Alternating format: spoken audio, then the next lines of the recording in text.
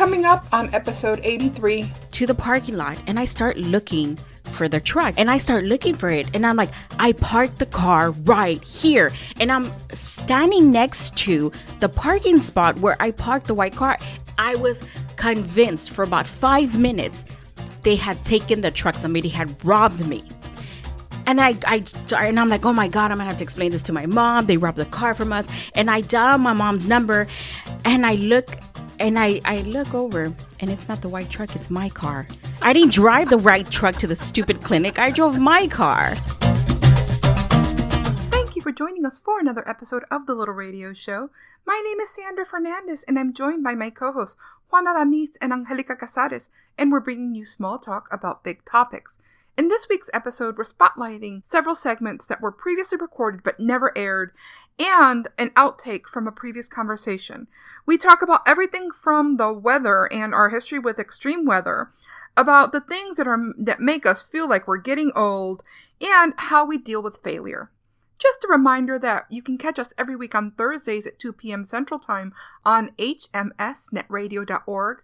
Our show archives and the link to our iTunes and Stitcher channels are available at thelittleradioshow.com. The Little Radio Show is brought to you in partnership with juanofwords.com and HispanicHouston.com.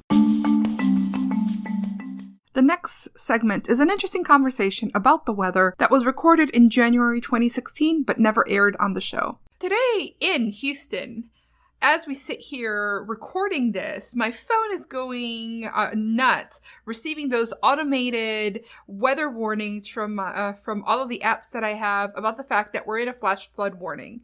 So anyone who has any kind of history with Houston understands that if it rains really hard for more than 5 minutes in Houston, some area in the city is going to flood. I just expected a flood. Just call it. Flood. Yes, just call it. So I've lived in here long enough.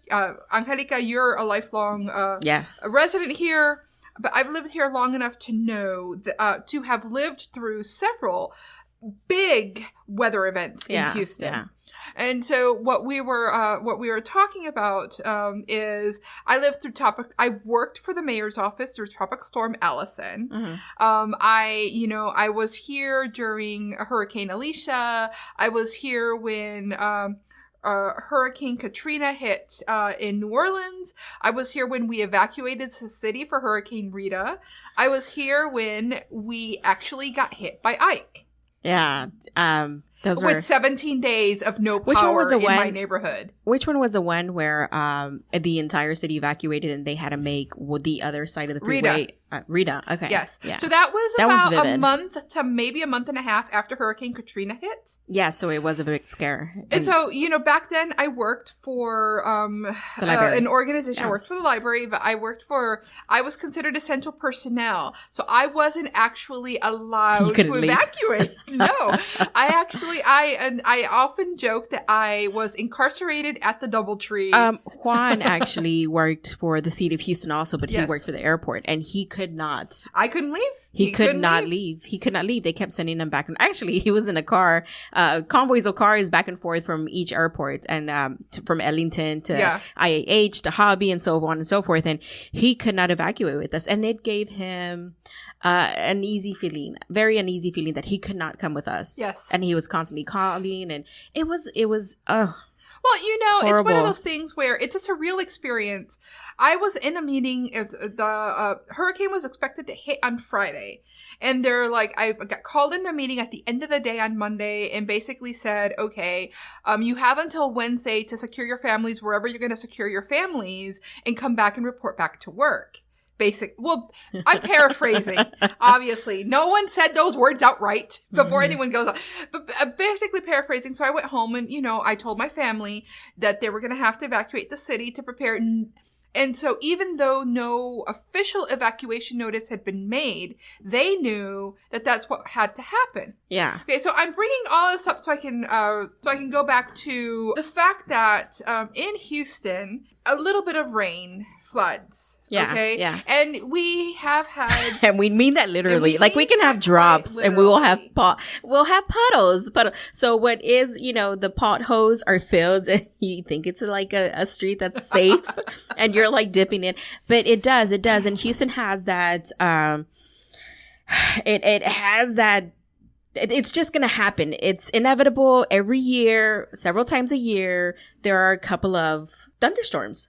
And so, because it happens so frequently in Houston, I think we've gotten to the point where we don't really pay attention to... We don't. As Houstonians, we stopped completely, yeah. During Hurricane Rita, we did evacuate the city. That was because Hurricane Katrina had just happened. And the devastation that happened in the city of New Orleans had just happened. We had 150,000 New Orleans residents in Houston who had just lost everything. And who were being evacuated and who then had to be evacuated to other cities when the city of Houston evacuated. I think they were one of the first ones to be evacuated. I think they want to be... since Rita didn't hit, the next time we had a hurricane in Houston, no one left. Well, mind you, a couple of people did leave. I know we did. We evacuated off the grids and Houston grid. We went off to one of the smaller towns on the side to visit Juan's family. That's where we stayed. We didn't want to be, because where we do live very close to a bayou, and we know these bayous, they overflow like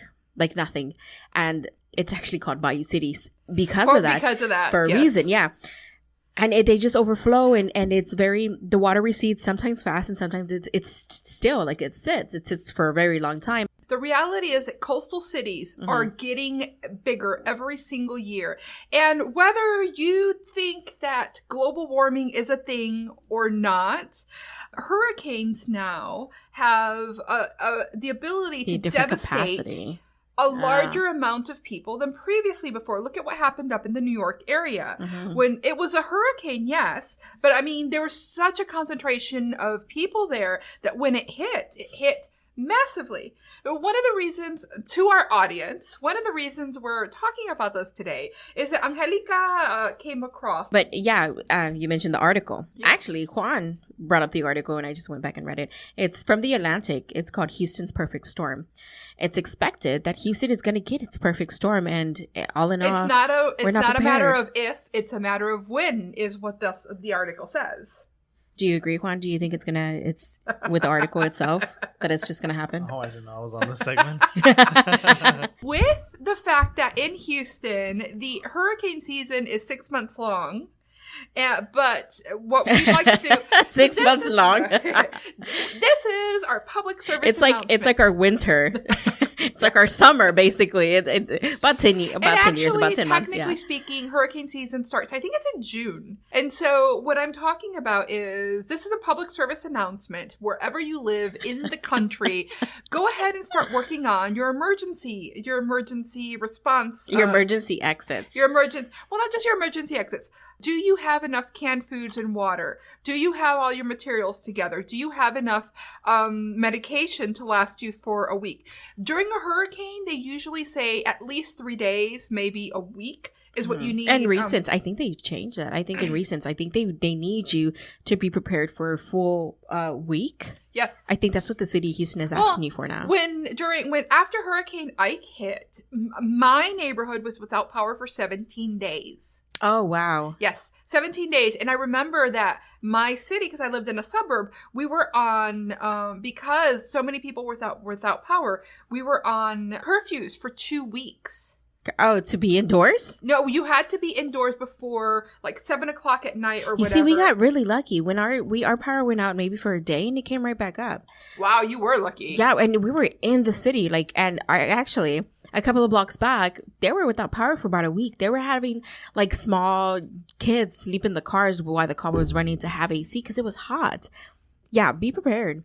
Be prepared. So one of the things that we are going to do in the show notes for this particular episode is provide for a few links for resources that tell you what you should have on hand in case of a hurricane or some sort of a weather event. And that's this week's public good announcement from the Little Radio Show. The next segment is a conversation about getting old that was recorded in December of 2016, but never aired on the show. Enjoy. I know that I talk about getting old quite a bit. And the reality is that that's because I am getting old quite a bit.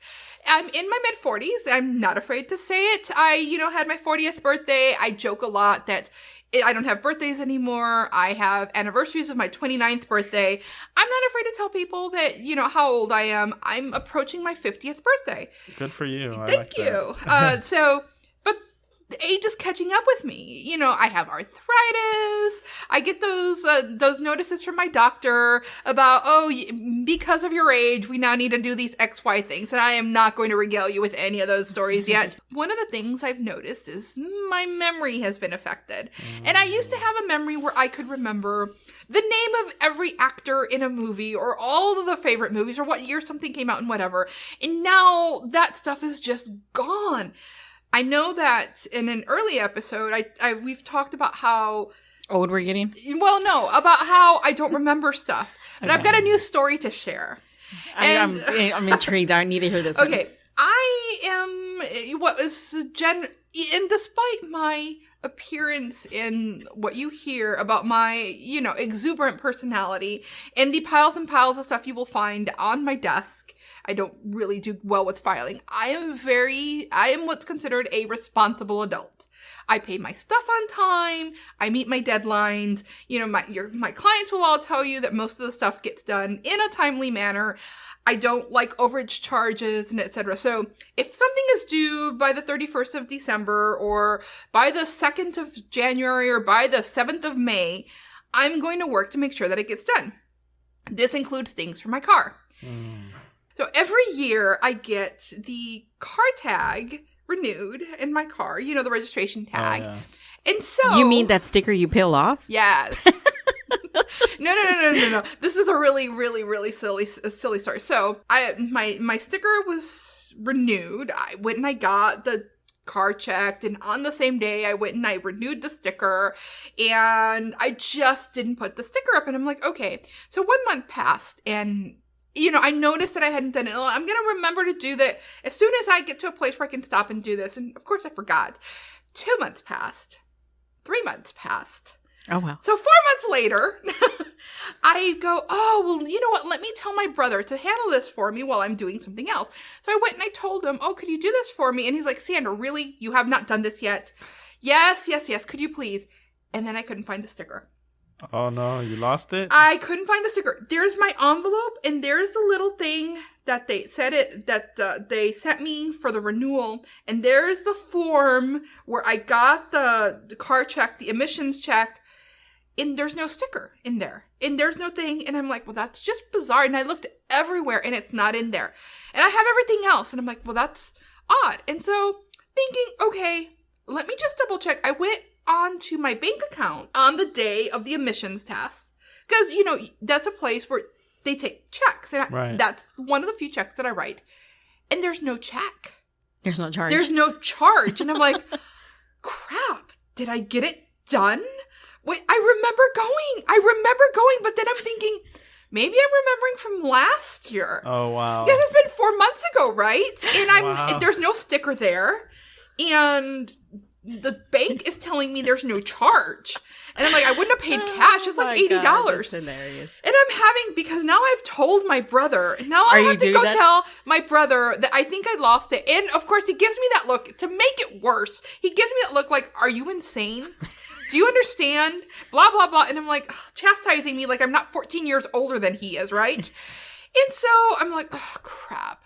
So I'm like, okay, I'm going to have to go to this place. Can you reorder those? Yes, actually you can. But I looked at that online. You have to fill out a form, it says, and for like $7, they will issue you a new sticker if you got it done. Because otherwise, because the emissions test is only valid for 30 days, I would have to go get another emissions test and then go get the sticker. And I'm hoping nobody stops me while I'm getting all of this done. And by the way, did I mention that there was a light on in my car this day? Oh, no. I am freaking out.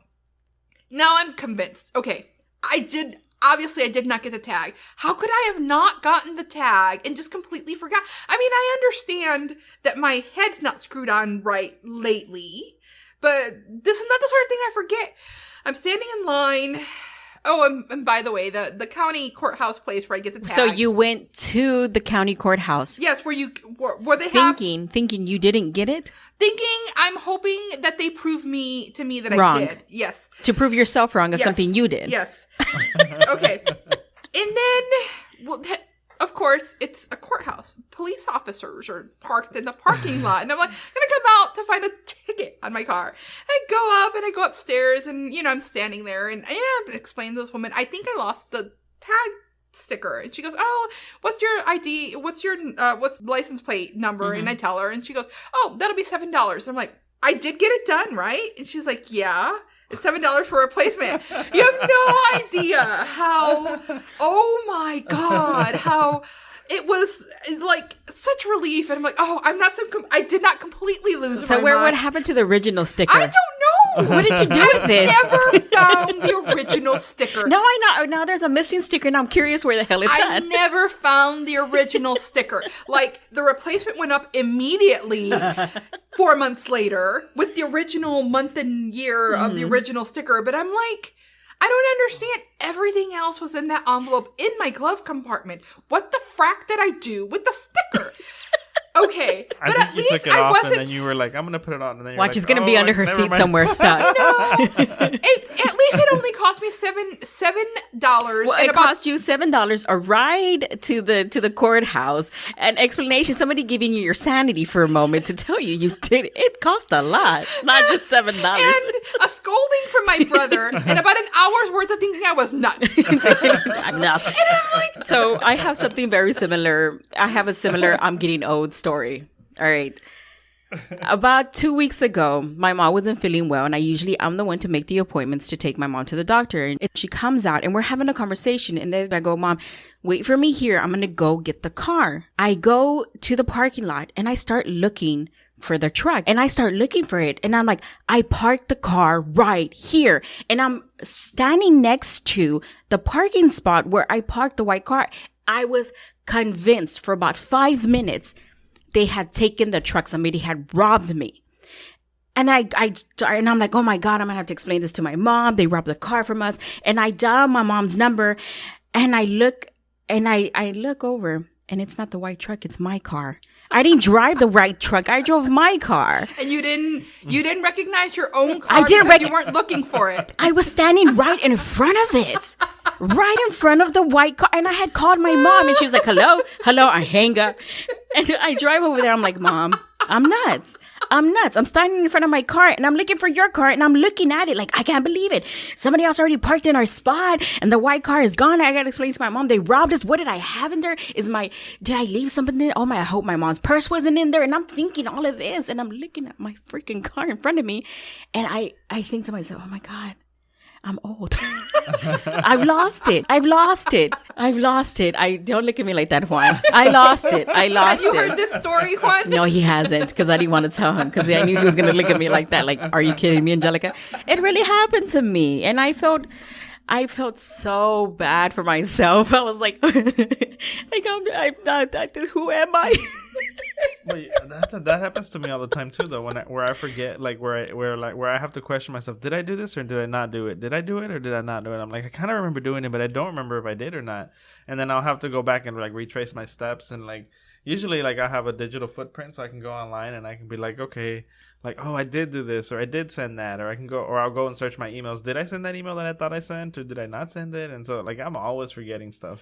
But I think it's true. Like that. I think when I was younger, I didn't forget as much. I felt like I was on top of it. I was like, I could remember and like I knew where everything that I had done or not done. And now I'm like, yeah, it's anybody's guess. Okay, there are things that I never remembered because I just never bothered to remember them. Yeah. Like from 1 week to the next, I couldn't tell you if I wore that red blouse last week.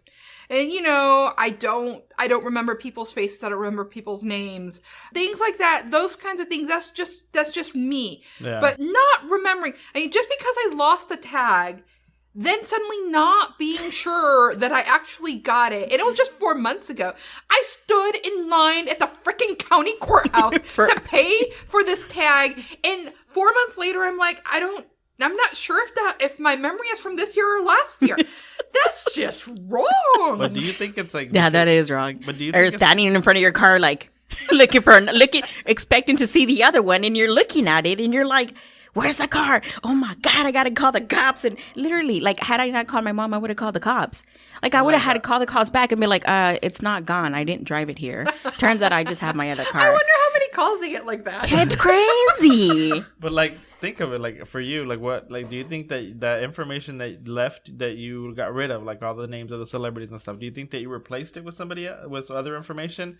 And for you, do you think is that you actually forgot it, or that you were just, your mind was just so preoccupied with something else that you I think for me, it was the routine of things. Usually when I take my mom to the doctor or I take her anywhere, it's usually her car that we're in. And maybe that, but I should have known. I had the key in my hand, and her car doesn't have the remote. Mm-hmm. It like flips out. Like, I had the key in my hand. It just wasn't. What's wrong it wasn't with computing me? For you. And I don't. You know what? But the sad part is that's not the only time that's happened. Like, not that instance has happened to me. There's other things that, like, where my sisters are just looking at me confused, like, what are you talking about? I'm like, forget it. You heard nothing. Nothing happened. But for you, do you think it was like that you replaced that information, or do you think that it's just like it's just gone? I don't. This kind of reminds me of a conversation we had recently with Amanda of New Mom in a New Era. She was in a previous episode, but what she was saying, she actually admitted to it, which I thought was interesting. That she was like, yeah, like sometimes I'll say things in my head. And I think that I told Jeff about them, and then I'll be like, oh wait, I didn't say that out loud. And she does that all the time. where she's my mom. I used to tell my mom that she would start the conversation halfway through, and so I just had to sort of either I had to tell her, Mom, you haven't, the rest of that you haven't actually said to me, or I had to sort of infer what the rest of it was, because she was gone. Or Anjelica would be like, yeah, like I told you this, like we talked, like I remember we had this, I was like, we never had a conversation.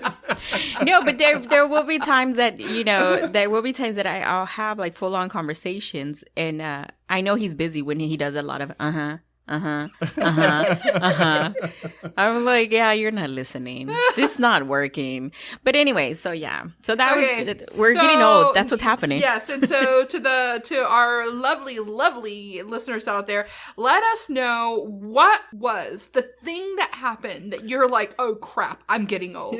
Was it the moment your doctor told you, oh well, you have arthritis? Was it when, you started to have weather bones? What was it, the thing that you looked up and you're like, okay, crap, I'm not young anymore? And I'm not talking about, oh, you looked around and there was people there that were 10 years younger than you. I'm talking about the honest, something. The revelations. The revelation, the oh my God, my body is giving out on me. The, oh my God, I'm an old person.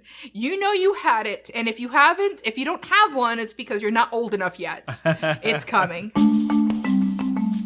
The next segment is an outtake from an episode recorded in January of 2016 in which we discuss failure. This podcast is one of those things where, at the beginning, I'm like, oh, good Lord, what are we doing? And even now, every time I listen to the show, I'm like, okay, we can do better. We can do better. But the reality is, if we weren't doing it, if we didn't put ourselves out there to people giving us feedback and telling us that they did or did not like it. By the way, no one's had the guts to tell us they didn't like it yet. And if you don't like it, please don't tell us just yet. Give us about a year. Then you can tell us how we've improved. But the reality is, especially as bloggers, we put ourselves out there all the time. I have a blog post on which I get nothing but complaints over and over, and some of them come right out and tell me that I'm stupid. And but if I took that stuff to heart, then I would never write again, and I can't let that happen. But that just means that I have embraced the possibility of failure. But the thing is, like, I think we're our own worst critic too. Oh, absolutely. Because we always we have this idea in our head, or we have this idea of what we should be doing or could be doing, and a lot of times it's like, well, that wasn't good enough. Or this wasn't, and the reality is the majority of the time, in order to succeed at something, you're going to have to fail a few times before you can succeed. Or be mediocre once or twice. It doesn't matter how great you are. You can go out and you can do it perfectly every day. And then you're going to have that day where you woke up with a headache and everything that can go wrong will go wrong. Did go wrong. Yes. And that's when you got to get out in your own head and say to yourself, like, you're not in a competition with anybody. You're doing things. Everybody's path is different, and you can't go around comparing yourself to other people. And I was having this conversation with Edgar, and I was telling him, like, Edgar, there's always going to be somebody that does it better than you do. No matter where, no matter what it is, there's always going to be somebody that does it better. But it's not about who does it better or not. It's about following through, and it's about you being okay with what it is that you're doing. But there are workplaces where failure is not acceptable. It's a zero-sum environment. Every day you are judged on what you did today and yesterday, and the 3,000 days before that don't matter. So it doesn't matter that in the last 3 years you saved the company $7 million. If today you didn't get that contract, that's what you're judged on. So you guys when y'all talk about, because y'all both come from the corporate world, and I don't. So when I talk, I speak of personal failure. And what I've learned in personal failure is that when you do hit rock bottom, is that you tend, when you're going down that path again to that failure, things start to look very similar to what your failure was before. So all of a sudden, I'm not going down so fast as I'm floating. Like, I can see it coming and I can divert, or I can stop and be like, okay, hold on. This is going in a direction that it looks all too familiar, and I can adjust now. I can switch that. I can be like, all right, I need to throw my lifesaver up. I need to start asking for help here. There's something doesn't feel right. Something doesn't look right. And I think that's one of the things that I've learned from failure also, is being able to reach out finally and be like, so I'm kind of stuck in quicksand and I need help. The older I get, I think the more like less frantic I am about the possibility of failure, and the more okay I am with like going with the flow and being like, okay, I can't control everything and things are gonna happen a certain way, and I just kind of have to like navigate. With age comes wisdom. Yes, very something much. like that. So if I'd give any advice to people out there, is first of all, is don't let the fear of failure stop you from doing something. It can be scary, it is, but you've got That sounds so cliche, but it's so true. It's so true, but you've got to actually work past it. The other thing is, when you do come across an instance when you have failed at something, you really need to start focusing on all the wins you've had. It can't be that this is not, unfortunately, going to be the only time you're going to fail in your life, and more are coming. And if you dwell on it and don't pick yourself up and, start moving forward either to the same goal or another goal, you're never going to succeed. But the last thing I'm going to tell everybody, and this is the thing that has helped me the most, get some cheerleaders. I have some wonderful people in my family and in my friends who very frequently remind me that whatever it is that I'm currently working on, or whatever it is that I'm currently stressing about, it's not the end of the world. And also remind me that I have a lot of talent, and that I can in fact go out and try this again, or try something else, or that it isn't the end of the world for me. And it's in fact these wonderful voices who reiterate, these cheerleaders, that have made it possible for me to move past some stuff. And they're very important. So I think if I would give advice out there in terms of failure, I would say this. Failure, when you're looking at failure, don't look at what went wrong, look at what went right. Because as it turns out, in that circle of all that you did, there were things that were going right that made you look at what might, was going to be a win that happened to be a fail. Well, a lot of things went right. And if you take all those things that went right, it turns out you don't have to start from scrap. And if you have to scrap it completely, you can. But you can take your own advice. All of a sudden, you're not taking everybody else's advice. You're taking your own advice. And you can start from there. So there's a starting point. You're not, in a 5K run, guess what? You're 3Ks ahead because, you started somewhere and you crossed that start line. So yeah, in terms of anything, start anywhere, but just start. I think that's great advice, both of you guys' advice. But I would also add, my advice would be stay the course. and just stay the course. Like I think sometimes keep your eye on the prize and don't look to the sides and don't compare yourself to what's going on around you or what other people are achieving, but just stay the course and follow through, and eventually you will overcome whatever failure you're facing. And let us know how you deal with failure. Thank you for joining us for another episode of The Little Radio Show. We invite you to check out our iTunes and our Stitcher channels and leave us a rating or a review. You can find the link to both channels at thelittleradioshow.com.